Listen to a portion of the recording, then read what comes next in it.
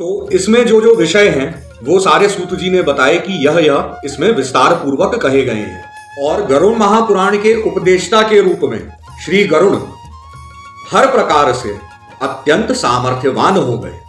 नमस्कार। जय श्री कृष्ण, जय श्री राम। गरुड़ महापुराण की कथा को जहां पर हमने विश्राम लिया था उसके आगे से आज से हम सुनना प्रारंभ करते हैं। तो चलिए प्रारंभ करें। ओम श्री परमात्मने नमः। नारायणं नमस्कृत्य नरं चैव नरोत्तमं देवी सरस्वतीं व्यासं ततो जयमुदीरये। नरश्रेष्ठ भगवान श्री नारायण और भगवती सरस्वती तथा व्यासदेव को नमन करके पुराण का प्रवचन मैं प्रारंभ करता हूँ।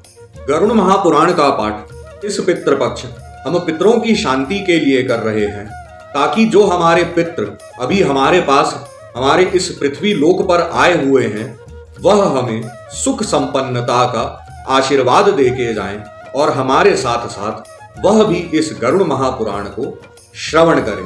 दूसरे एपिसोड में जहां तक हमने सुना था उसके आगे आज सुनना हम प्रारंभ करते हैं। आगे सूत जी नैमिषारण्य वासियों से और शौनक मुनि से कहते हैं कि जिस गरुड़ महापुराण को ब्रह्मा जी और शिव जी ने विष्णु भगवान से सुना, मुनि श्रेष्ठ व्यास ने ब्रह्मा जी से सुना और मैंने व्यास जी से सुना था, उसे ही इस नैमिषारण्य में आप सबको मैं सुना रहा हूं। इस गरुड़ महापुराण के प्रारंभ में सर्ग वर्णन, तदनंतर देवार्चन, तीर्थ महात्म्य, भुवन वृत्तांत, मनवंतर, वर्ण धर्म, आश्रम धर्म, दान धर्म, राजधर्म, व्यवहार, व्रत, वंशानुचरित, निदान पूर्वक अष्टांग आयुर्वेद, प्रलय, धर्म, काम, अर्थ, उत्तम ज्ञान और भगवान विष्णु की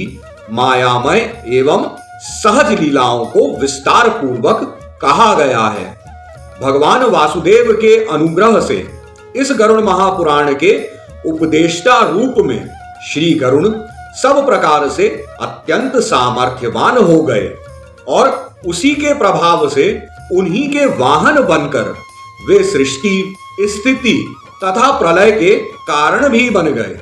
देवों को जीतकर अपनी माता को दासता से मुक्त कराने के लिए अमृत प्राप्त करने में भी उन्होंने सफलता प्राप्त की।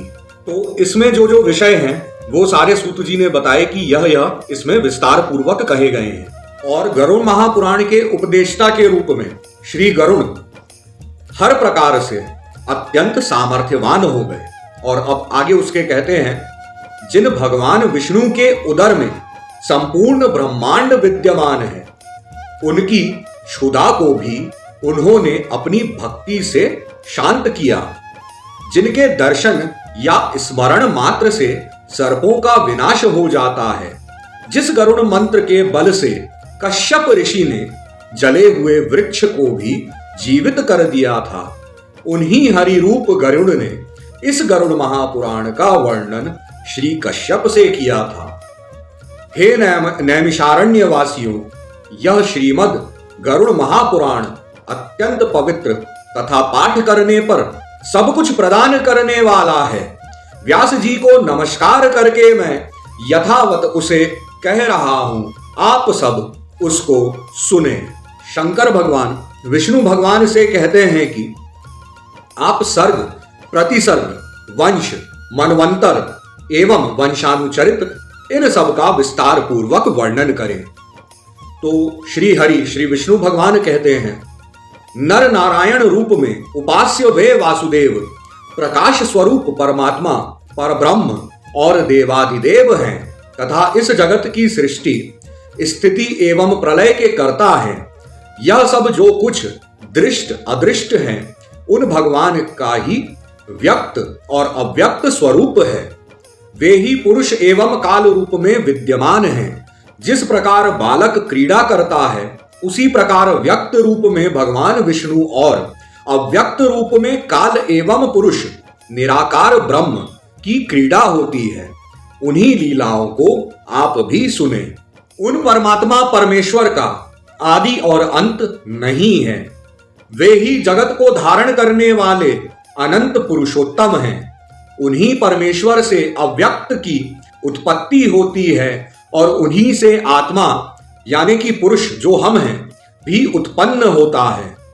उस अव्यक्त प्रकृति से बुद्धि, बुद्धि से मन, मन से आकाश, आकाश से वायु, वायु से तेज, तेज से जल और जल से पृथ्वी की उत्पत्ति हुई है।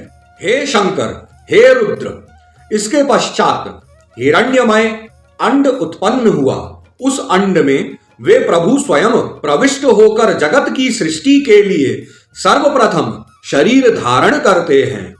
तदनंतर चतुर्मुख ब्रह्मा के रूप में शरीर धारण कर रजोगुण के आश्रय से उन्हीं देव ने इस चराचर विश्व की सृष्टि की है।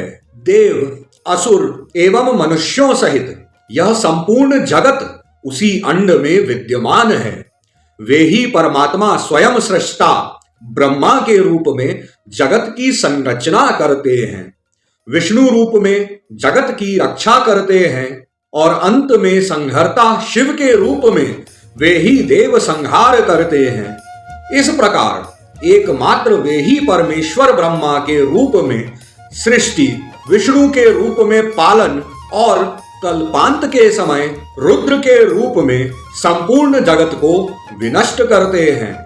सृष्टि के समय वे ही वराह का रूप धारण कर अपने दांतों से जलमग्न पृथ्वी का उद्धार करते हैं। आगे विष्णु भगवान शंकर भगवान से कहते हैं, हे शंकर, संक्षेप में ही मैं देव आदि की सृष्टि का वर्णन कर रहा हूं, आप उसको सुने। आगे विष्णु भगवान शंकर भगवान को बताते हैं कि सबसे पहले उन परमेश्वर से महतत्व की सृष्टि होती है। वह महतत्व उन्हीं ब्रह्मा का विकार है। पंच तन मात्राओं जो कि रूप, रस, गंध, स्पर्श और शब्द की उत्पत्ति से युक्त द्वितीय सर्ग है, उसे भूत सर्ग कहा जाता है। इन पंच तन मात्राओं से पृथ्वी, जल, तेज, वायु तथा आकाश रूप में महाभूतों की सृष्टि होती है। तीसरा वैकारिक सर्ग है। इसमें कर्मेंद्रिय एवं ज्ञानेंद्रियों की सृष्टि आती है, इसलिए इसे ऐन्द्रिक भी कहा जाता है। इसकी उत्पत्ति बुद्धिपूर्वक होती है। यह प्राकृत सर्ग है।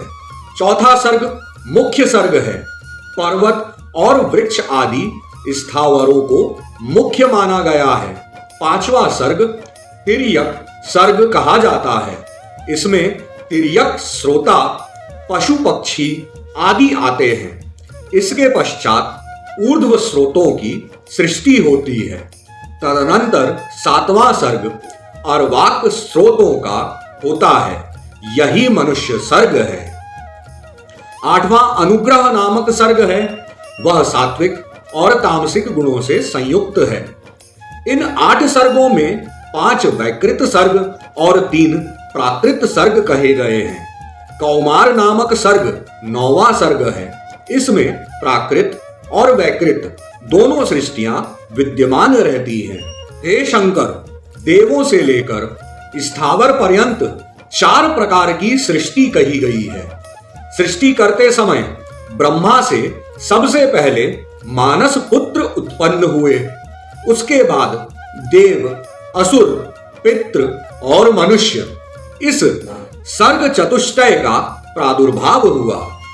इसके बाद जल सृष्टि की इच्छा से उन्होंने अपने मन को सृष्टि कार्य में संलग्न किया। इसके बाद जल सृष्टि की इच्छा से उन्होंने अपने मन को सृष्टि कार्य में संलग्न किया। सृष्टि कार्य में प्रवृत्त होने पर प्रजापति ब्रह्मा से तमोगुण का प्रादुर्भाव हुआ। अतः सृष्टि की अभिलाषा रखने वाले ब्रह्मा की जंघा से सर्वप्रथम असुर उत्पन्न हुए। हे शंकर, तदनंतर ब्रह्मा ने उस तमोगुण से युक्त शरीर का परित्याग किया तो उस शरीर से निकली हुई तमोगुण की मात्रा ने स्वयं रात्रि का रूप धारण कर लिया। उस रात्रि रूप सृष्टि को देखकर यक्ष और राक्षस बहुत ही प्रसन्न हुए। हे शिव, उसके बाद सत्व गुण की मात्रा के उत्पन्न होने पर प्रजापति ब्रह्मा के मुख से देवता उत्पन्न हुए। उसके बाद जब उन्होंने सत्व गुण समन्वित अपने उस शरीर का परित्याग किया तो उससे दिन का प्रादुर्भाव हुआ। इसलिए रात्रि में असुर और दिन में देवता अधिक शक्तिशाली होते हैं। इसके पश्चात ब्रह्मा के उस सात्विक शरीर से पितृगणों की उत्पत्ति हुई। इसके बाद ब्रह्मा के द्वारा उस सात्विक शरीर का परित्याग करने पर संध्या की उत्पत्ति हुई, जो दिन और रात्रि के मध्य में अवस्थित रहती है। तदनंतर ब्रह्मा के रजोमय शरीर से मनुष्यों का प्रादुर्भाव हुआ। जब ब्रह्मा ने उसका परित्याग किया तो उससे ज्योत्सना यानी कि प्रभात काल उत्पन्न हुई, जो प्राक संध्या के नाम से जानी जाती है। ज्योत्सना, रात्रि, दिन और संध्या ये चारों उस ब्रह्मा के ही शरीर हैं। तो इससे हमें समझ में आ जाता है कि देवता, असुर, मनुष्य आदि कैसे उत्पन्न हुए, सुबह, दोपहर, शाम, रात यह कैसे बनी। अब आगे श्री विष्णु भगवान शंकर भगवान से कहते हैं कि ब्रह्मा के रजोगुणमय शरीर के आश्रय से क्षुधा और क्रोध का जन्म हुआ।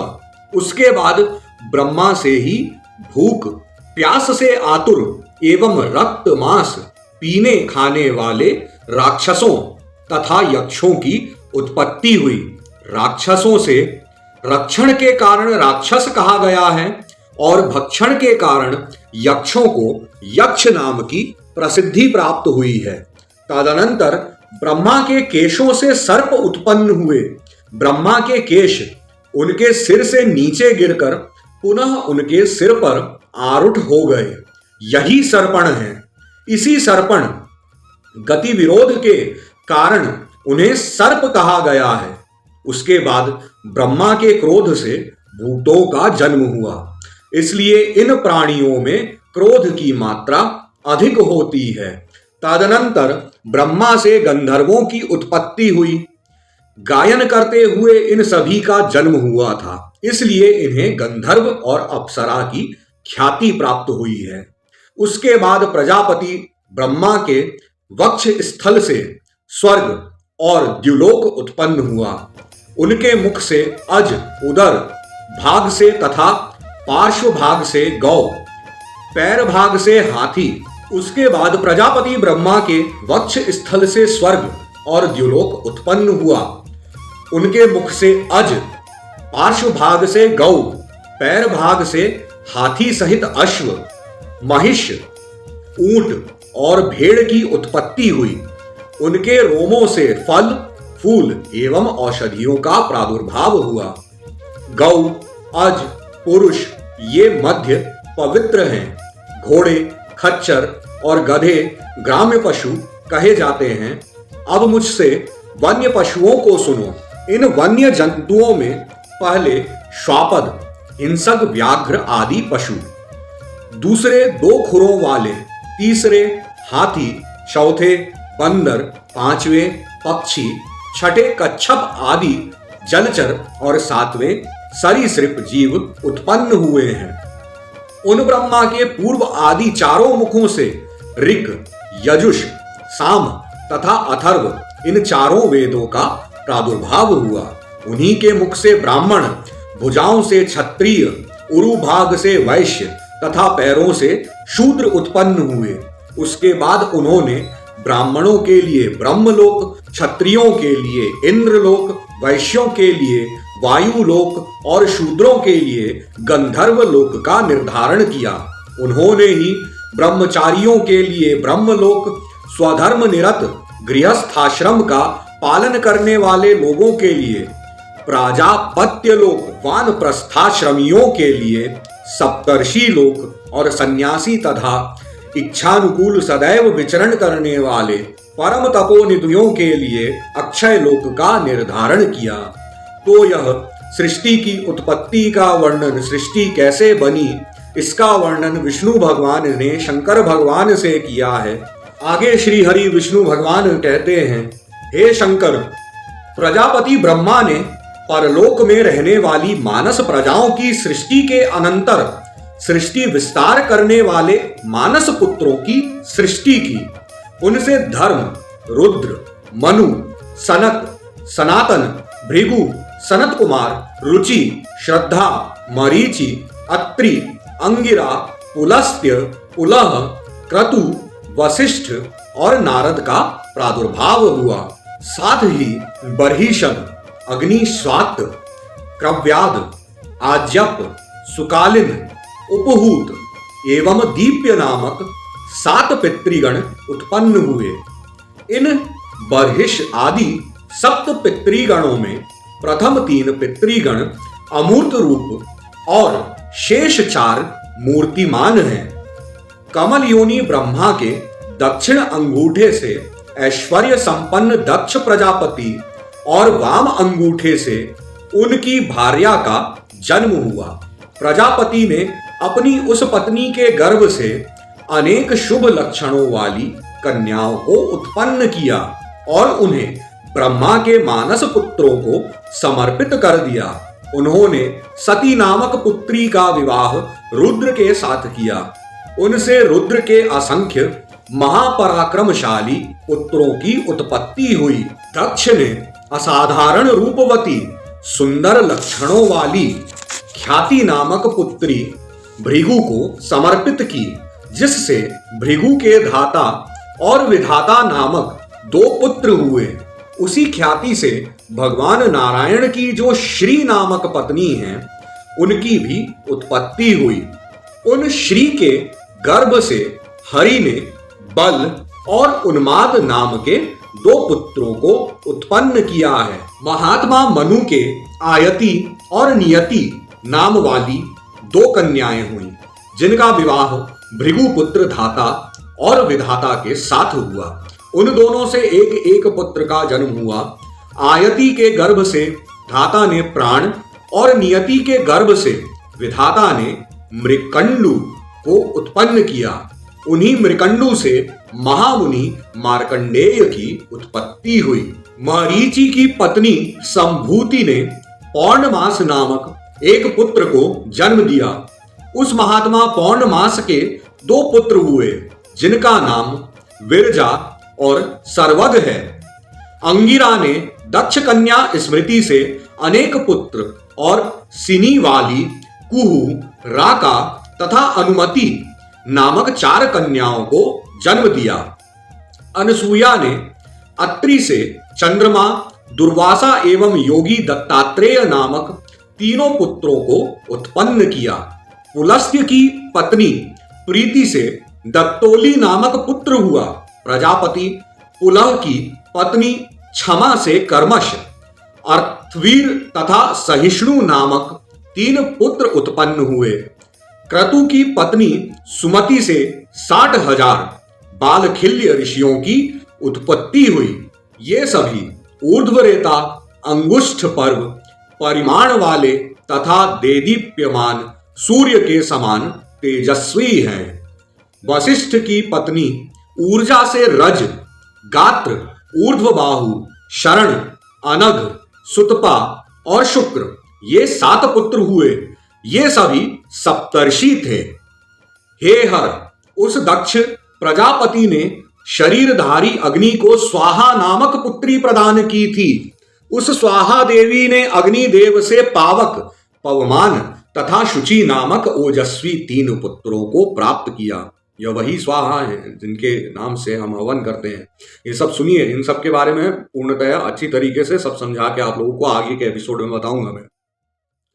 दक्ष कन्या स्वधा ने पितरों से मेना तथा वैतरणी नाम वाली 2 पुत्रियों को जन्म दिया। वे दोनों कन्याएं ब्रह्मवादिनी थीं। मेना का विवाह हिमाचल के साथ हुआ। हिमाचल ने मेना से मैनाक नामक पुत्र उत्पन्न किया था तथा गौरी पार्वती नाम से प्रसिद्ध पुत्री को उत्पन्न किया जो पूर्व जन्म में सती थी।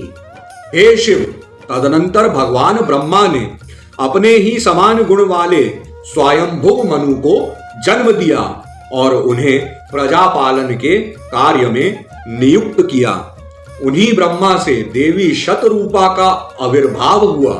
सर्व वैभव संपन्न महाराज स्वयंभुव मनु ने तपस्या के प्रभाव से परम शुद्ध तपस्विनी उस शतरूपा नामक कन्या को पत्नी रूप में ग्रहण किया, जिससे प्रियव्रत और उत्तानपाद नामक 2 पुत्र तथा प्रसूति, अकूति और देवहूति नामक 3 पुत्रियों का जन्म हुआ। उनमें से मनु ने आकुति नामक कन्या का विवाह प्रजापति रुचि के साथ किया। प्रसूति तथा देवहूति क्रमशः दक्ष एवं कर्दम मुनि को प्रदान की गई। रुचि से यज्ञ और दक्षिणा का जन्म हुआ। यज्ञ से दक्षिणा के 12 पुत्र हुए जो महाबलशाली याम देवगण विशेष के नाम से प्रसिद्ध हैं। दक्ष प्रजापति ने प्रसूति से 24 श्रेष्ठ कन्याओं की उत्पत्ति की।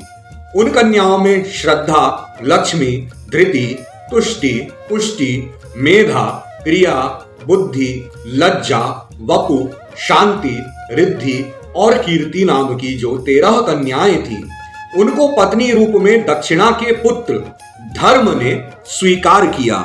इसके बाद शेष जो ख्याति, सती, संभूति, स्मृति, प्रीति, क्षमा, सन्नति, अनसूया, ऊर्जा, स्वाहा और स्वधा नामक 11 कन्याएं थी, उनका विवाह क्रमशः मुनि श्रेष्ठ भृगु, महादेव, मरीचि, अंगिरा, पुलस्त्य, पुलह, क्रतु, अत्रि, वशिष्ठ, अग्नि और पितृगणों के साथ हुआ। श्रद्धा ने काम, लक्ष्मी ने दर्प, धृति ने नियम, तुष्टि ने संतोष, पुष्टि ने लोभ को उत्पन्न किया, मेधा से श्रुत का तथा क्रिया से दंड, लय और विनय नामक 3 पुत्रों का जन्म हुआ। बुद्धि ने बोध को, लज्जा ने विनय को, वपु ने व्यवसाय एवं शांति ने क्षेम को उत्पन्न किया। रिद्धि से सुख और कीर्ति से यश उत्पन्न हुए। ये सभी धर्म के पुत्र हैं। धर्म के पुत्र काम की पत्नी का नाम रति है। उनके पुत्र को हर्ष कहा गया है। दक्ष प्रजापति ने किसी समय अश्वमेध यज्ञ का अनुष्ठान किया। उस यज्ञ में रुद्र और सती के अतिरिक्त निमंत्रित दक्ष के सभी जामाता अपनी पत्नियों के साथ उपस्थित हुए। ऐसा देखकर बिना बुलाए ही सती भी उस यज्ञ में जा पहुंची, किंतु वहां अपने पिता दक्ष के द्वारा किए गए तिरस्कार पूर्ण व्यवहार को देखकर उनसे न रहा गया और उन्होंने वहीं पर अपने प्राणों का परित्याग कर दिया। वे ही सती पुनः हिमालय से मेना के गर्भ में उत्पन्न हुई और गौरी के नाम से प्रसिद्ध होकर शंभु की पत्नी बनी। तदनंतर उनसे गणेश और कार्तिकेय हुए।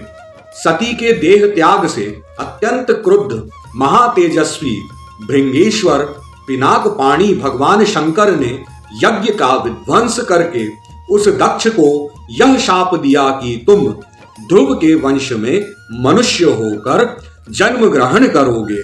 आज की कथा यहीं पर विश्राम करते हैं और आगे कल हम सुनेंगे ध्रुव वंश तथा दक्ष प्रजापति की 60 कन्याओं की संततियों का वर्णन।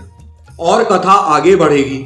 आप सभी इस पितृपक्ष में गरुड़ महापुराण सुनने का लाभ अवश्य उठाएं। आप सभी को बहुत बहुत धन्यवाद।